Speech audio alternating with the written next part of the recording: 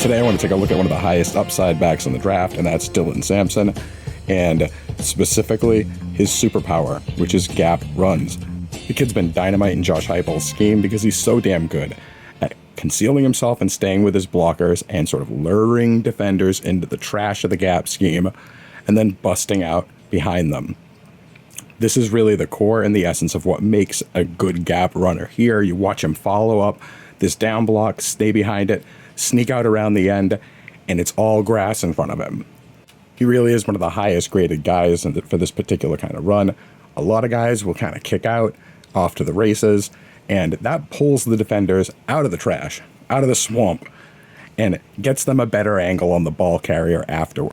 Dylan really has this knack, and we see it show up on this boomerang counter against NC State in the playoffs, and look at this sort of tight space that he has to manage through, and he comes out so cleanly.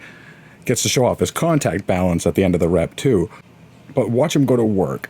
He used to say the running back should be able to touch the numbers, back of the pads of his blockers on these kind of runs as he comes through. He needs to be that close, he needs to be that concealed and that tight, because look at this linebacker who cannot get a read on him until bam, he's exploding out past his blocker, stays on his feet, and picks up extra yards. So Dylan really is a mix of good traits and good habits. We see him here running dart, sort of tackle wrap scenario, and he takes this little step, if you watch, takes this little step for timing to stay behind his blocking, and then squeezes his way on through. It's the kind of timing that you want to see from like a veteran NFL back, and in college, it helped him just rack up yardage. And Dylan's sort of like the running back of the moment right now, because these kind of runs, and we're looking at a guard wrap here, they're more and more prevalent and important in the NFL. They protect your outside zone looks. They let your quarterback get into interesting option looks.